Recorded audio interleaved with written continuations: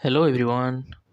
OPSC तरफ Odisha civil service preliminary examination रो admit card जारी हो जाइए। तो आपण मैंने ऑफिशियल वेबसाइट को जाई चेक करूँ। देखिए ये नोटिफिकेशन आसी जाइए। तो आपण मैंने एडमिट कार्ड को डाउनलोड करने ये डाउनलोड एडमिशन सर्टिफिकेट रे क्लिक करूँ। आपण पेजटा रिडायरेक्ट हो एडमिट कार्ड जो डाउनलोड हम।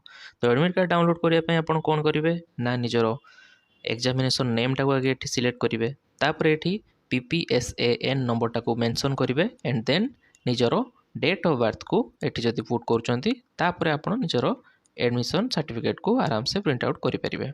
ओके, तो यही भाव में निजर एडमिट कार्ड को आपने पे डाउनलोड करेंगे।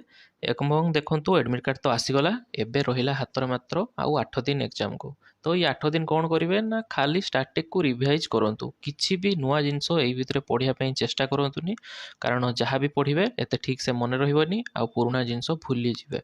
तो से आप गोटे कम करूँ, जहाँ भी आज जाए पढ़ी एडमिट कार्ड जेहेतु आज आसीगला तो एवेठू आपण मैंने से जहाँ पढ़ी ताकू ही खाली रिवाइज करूँ जी सब मेजर टॉपिक अच्छी। ओके, करेन्ट अफेयर पछर धातुनी कारण सेगुड़ा पढ़े जब स्टाटिक भूली जाए। तो केवल स्टाटिक को बारंबार बारंबार रिवाइज करूँ। आ सी सेट को भलसे भी देखूँ, सेटा भी क्वालिफाइड नेचर अच्छी, बाकी सी भी तो इम्पोर्टाट ना।